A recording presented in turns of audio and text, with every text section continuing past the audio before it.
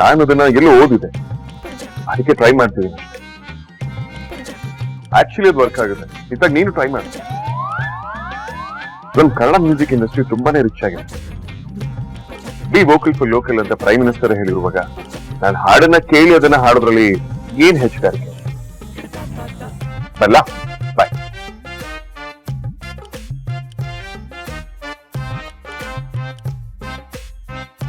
ಮೊದ್ಲೇನೋ reason ಹೇಳ್ದ, ಆಮೇಲೆ ಇನ್ನೇನೋ ಸೇರಿಸ್ದ. ನಂಗೆ ಚೆನ್ನ ಅನ್ಸ್ತ್ಯಾ? ನಿನ್ನ ಅಮ್ಮು ಮಧ್ಯೆ ನಾ ಅನ್ಕೊಂಡಿರೋ ತರ ಏನ್ ನಡೀತಾ ಇರ್ಬೋದಾ ಅಂತ ಕಂಡು ಹಿಡಿತೀನಿ, ನೋಡ್ತಾ ಇರು.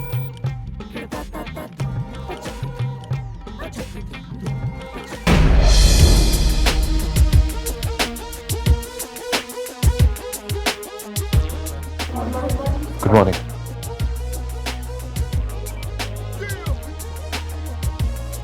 ಎಲ್ರಿಗೂ ವರ್ಕ್ ಫ್ರಮ್ ಹೋಮ್ ಕೊಟ್ಟಿದ್ದೀವಿ, ಮತ್ತೆ ಯಾಕೆ ಬಂದಿದ್ದಾರೆ?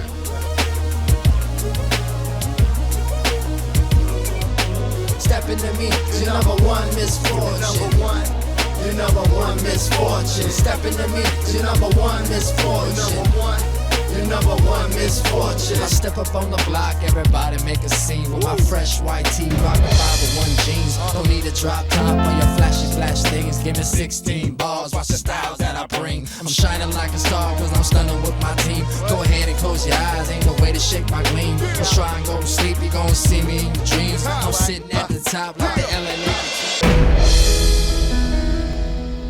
Good morning, Agraja. Good news. Our product is all set for the launch. That's great, Vikrant. Happy news. Boss arrangements ಎಲ್ಲ ಹೆಂಗಿದೆ?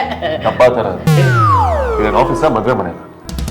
ಟೇಬಲ್ ಮೇಲೆಲ್ಲ ಹೂ ಹಾಕ್ಬಿಟ್ಟು ಲ್ಯಾಪ್ಟಾಪ್ ಇಟ್ಟಿದ್ದೀರಲ್ರಿ, ಅದ್ರ ಮೇಲೆ ಹೂ ಹಾಕಿಟ್ಟಿದ್ದೀರಲ್ಲ, ತಲೆ ಇಲ್ಲ ನಿಮಗೆ? ಬಾಸ್ ನಿಮಗೆ ಗೊತ್ತಿಲ್ವಾ, ಇವತ್ತು ಆಯುಧ ಪೂಜೆ. ವಾಟ್? ಆಯುಧ ಪೂಜೆನಾ?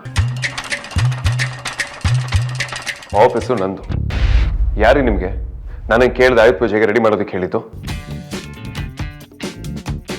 ನಾಳೆ ಲಾಂಚ್ ಇದೆ, ಎಲ್ಲರೂ ಕೆಲಸನ ಫಾಸ್ಟ್ ಆಗಿ ಮಾಡಬೇಕು ಅನ್ನೋ ಎಕ್ಸ್ಪೆಕ್ಟೇಷನ್ ಅಲ್ಲಿ ನಾನಿದ್ದೀನಿ. ವರ್ಕ್ ಪ್ರೆಷರ್ ಅರ್ಥ ಮಾಡ್ಕೊಳ್ದೆ ಪೂಜೆ ರೆಡಿ ಮಾಡಿಟ್ಟಿದ್ದೀರಲ್ಲ, ಹೀಗಾದ್ರೆ ಕಾನ್ಸಂಟ್ರೇಷನ್ ಇವ್ರಿಗೆ ಬರುತ್ತೆ ವರ್ಕ್ ಮೇಲೆ. ಅಗ್ರಜ, ಕೂಲ್ ಡೌನ್. ಈ ಆಯುಧ ಪೂಜೆ ಐಡಿಯಾ ಅರೇಂಜ್ಮೆಂಟ್ಸು ಯಾವುದು ಕಾಂತಂದಲ್ಲ. ವರ್ಕ್ ಫ್ರಮ್ ಹೋಮ್ ಅಲ್ಲಿ ಇದ್ದಿದ್ದ ಎಂಪ್ಲಾಯೀಸ್ನ ಆಫೀಸಿಗೆ ಕರೆದಿದ್ದು ಕಾಂತ ಅಲ್ಲ. ಮತ್ತೆ ನಿಂದ ಐಡಿಯಾ? ಆಫೀಸಲ್ಲಿ ಸ್ಟಾಫ್ ಟೈಮ್ ವೇಸ್ಟ್ ಮಾಡಿದ್ರೆ ನನಗೆ ಹೇಗೆ ಫೀಲ್ ಆಗುತ್ತೆ ಅಂತ ನಿನಗೆ ಗೊತ್ತಿಲ್ಲ ವಿಕ್ರಾಂತ್. ಐಡಿಯಾ ನಂದಲ್ಲ ಅಗ್ರಜ. ಇನ್ಯಾರ್ದು? ಸಾರ್ಥಕ್ದ? ಅವ್ರು ಯಾವಾಗಿಂದ ಈ ತರ ಆದ್ರು? ಅಯ್ಯೋ, ಸಾರ್ಥಕ್ ಬಾವಂದು ಅಲ್ಲ. ನಿಮ್ದು ಯಾರ್ದು ಅಂದ್ರೆ ಮತ್ತಿನ್ಯಾರ್ದು? ಅಮೂಲ್ಯ ಮೇಡಮ್ದು ಬಾಸ್.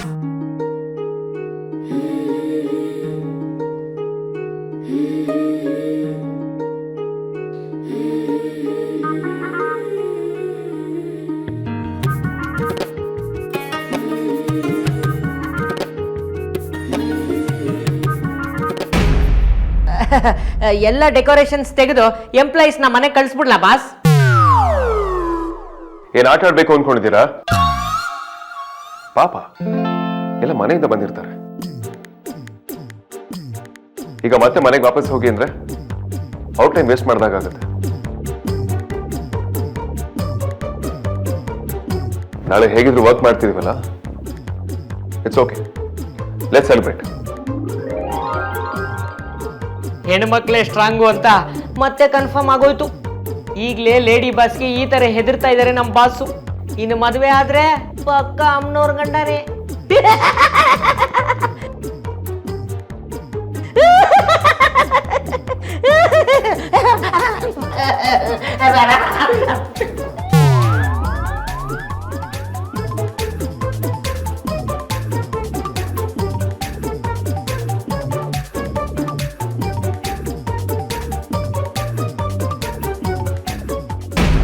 ನಾನು ನಿಮ್ಮ ಹತ್ರ ಮಾತಾಡಬೇಕು ಅಂತ ಅವಾಗಿಂದ ಪ್ರಯತ್ನ ಮಾಡ್ತಾ ಇದ್ದೀನಿ, ಆದರೆ ನೀವೇನು ಬಾಯಿ ಬಿಡ್ತಿಲ್ವಲ್ಲ. ಇದೆಲ್ಲ ನಿಮಗೆ ಕ್ಷಮಿಸಿ, ನನಗೆ ಪೂರ್ತಿಯಾಗಿ ಏನು ಗೊತ್ತಿಲ್ಲ. ನೀವಿಬ್ಬರು ಮಾತಾಡಿದ್ದು ನನಗೇನು ಕೇಳಿಸಿಲ್ಲ. ಆದರೆ ನೀವು ವಿಕ್ಕಿ ಹತ್ರ ಮಾತಾಡುವಾಗ ನಿಮ್ಮ ಮುಖದಲ್ಲಿದ್ದ ಟೆನ್ಷನ್, ಹತಾಶೆ ನೋಡಿ ನನಗೀಗ ಅನಿಸ್ತು ಅಷ್ಟೇ. ಹಾಗೆಲ್ಲ ಏನೂ ಇಲ್ಲ ಧ್ರುವ. ವಿಕ್ಕಿನ ನಾನು ಮೊದಲಿಂದ ನೋಡಿದ್ದೀನಿ. ಅದಕ್ಕೆ ಅವನು ಅಷ್ಟು ಆರ್ಷಾಗಿ ನಡ್ಕೋತಿದ್ದ ಅಂದರೆ ಅವನು ತುಂಬಾ ಡಿಸ್ಟರ್ಬ್ ಆಗಿದ್ದಾನೆ ಅಂತ ಅರ್ಥ. ಅವನದು ಜಾಲಿ ಗೋಯಿಂಗ್ ನೇಚರ್. ಆದರೆ ಒಂದೊಂದು ಸಲ ಅಟಕ್ ಬಿದ್ದುಬಿಡ್ತಾನೆ. ತನ್ನ ಮೂಗಿನ ನೇರಕ್ಕೆ ಮಾತ್ರ ಯೋಚನೆ ಮಾಡ್ತಾನೆ.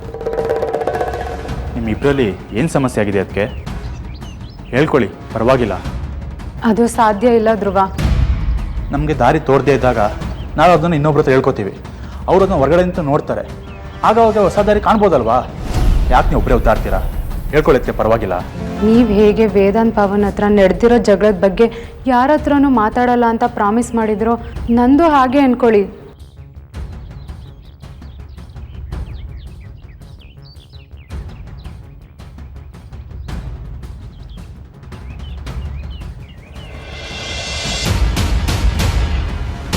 ಸರಿ, ಅದಕ್ಕೆ ನಾನು ಕಾರಣನ ಕೆತ್ಕಲ್ಲ.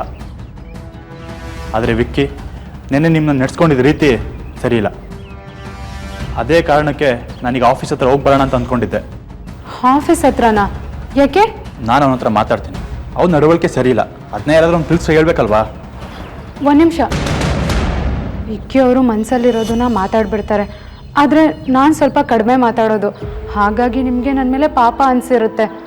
ಆದರೆ ನಡೆದಿರೋದ್ರಲ್ಲಿ ನಂದು ತಪ್ಪಿದೆ ಧ್ರುವ. ಯಾವ ಗಂಡಂಗೂ ಅವನ ಹೆಂಡತಿ ಅವನಿಂದ ಮುಖ್ಯವಾದ ವಿಚಾರನ ಮುಚ್ಚಿಟ್ರೆ ಅದು ಇಡ್ಸಲ್ಲ. ಮದುವೆಗೆ ಮುಂದೆ ಯಾವ ವಿಚಾರನೂ ನಾವು ಮುಚ್ಚಿಡ್ಕೋಬಾರ್ದು. ಅದು ಏನೇ ಇದ್ರೂ ಹೇಳ್ಕೊಂಬಿಡ್ಬೇಕು ಅಂತ ಮಾತಾಡ್ಕೊಂಡಿದ್ವಿ. ಆದರೆ ಅವತ್ತಿನ ಪರಿಸ್ಥಿತಿಗೆ ನಾನು ಸೋಲ್ಬೇಕಾಯ್ತು. ನಾನೇ ನಮ್ಮಿಬ್ಬರಲ್ಲಾದ ಒಪ್ಪಂದನ ಮುರಿಯೋ ಹಾಗಾಯ್ತು. ಅದು ವಿಕ್ಕಿ ಅವ್ರಿಗೆ ನೋವು ಮಾಡಿದೆ, ಅದು ಸಹಜ ಅಲ್ವಾ? ವಿಷಯ ನಮ್ಮಿಬ್ಬರಲ್ಲೇ ಇದ್ದಿದ್ರೆ ಹೇಗೋ ತಿಳಿಯಾಗ್ತಿತ್ತೋ ಏನೋ. ಆದರೆ ಎಲ್ಲರೂ ಮಧ್ಯೆ ಬಂದು ಸಮಸ್ಯೆ ಜಾಸ್ತಿ ಆಗ್ಬಿಟ್ಟಿದೆ. ದಯವಿಟ್ಟು ಇದನ್ನು ನಮಗೆ ಬಿಟ್ಬಿಡಿ. ಇನ್ನೇನೇ ಇದ್ರೂ ನಾವೇ ಬಗೆಹರಿಸ್ಕೊಳ್ತೀವಿ. ಅದಕ್ಕೆ ಸಂಬಂಧ ಅನ್ನೋದು ಸಣ್ಣ ಸಣ್ಣ ಗ್ಯಾಪಿಂದ ಹಾಳಾಗೋದು. ಅದನ್ನ ಚಿಕ್ಕದಾಗಿದ್ದಾಗಲೇ ಸರಿ ಮಾಡ್ಕೋಬೇಕು. ಇಲ್ಲಾಂದರೆ ಮುಂದೆ ನಂತರ ಸಮಸ್ಯೆ ಎದುರಿಸ್ಬೇಕಾಗತ್ತೆ. ಆ ಕಾರಣಕ್ಕೆ ಹೇಳ್ತಾ ಇರೋದು. ಗೊತ್ತಿಲ್ಲ ಧ್ರುವ, ನನ್ನ ಹಣೆ ಬರದಲ್ಲಿ ಹಾಗೆ ಇದ್ದರೆ ನಾನಾಗಲಿ ನೀವಾಗಲಿ ವಿಕ್ಕಿ ಆಗಲಿ ಬದಲಾಯಿಸೋಕ್ಕಂತೂ ಆಗಲ್ಲ. ಏನೋ ಒಂದು ಮಾಡೋದ್ರಿಂದ ಈ ವಿಲಕ್ಷಣ ಮುಗಿಬೋದು, ಆದರೆ ಸಮಸ್ಯೆ ಮೂಲ ಬದಲಾಗಲ್ಲ. ಪರಿಹಾರ ಮೂಲಕ್ಕೇನೆ ಬೇಕಾಗಿರೋದು. ಅದು ಸಿಗೋವರೆಗೂ ಇದು ಇನ್ನಷ್ಟು ಗಗ್ಗಂಟು ಆಗದೆ ಇರೋ ಹಾಗೆ ನೋಡ್ಕೋಬೇಕಷ್ಟೆ. ದಯವಿಟ್ಟು ಇನ್ನೇನು ಕೇಳಬೇಡಿ. ನನಗೆ ಗೊತ್ತಿಲ್ಲದೇನೆ ಈ ವಿಚಾರದ ಬಗ್ಗೆ ಯಾರ ಹತ್ರನೂ ಮುಂದುವರಿಬೇಡಿ ಅಷ್ಟೇ. ಆದರೂ ನೀವು ಹೇಳಿದ್ದು ನನಗೆ ಪೂರ್ತಿಯಾಗಿ ಕನ್ವಿನ್ಸ್ ಆಗಿಲ್ಲ. ಅದಕ್ಕೆ ನಿಮ್ಮ ಮಾತನ್ನ ಮೀರೋಕ್ಕೂ ಆಗಲ್ಲ, ಮೀರೋದು ಇಲ್ಲ.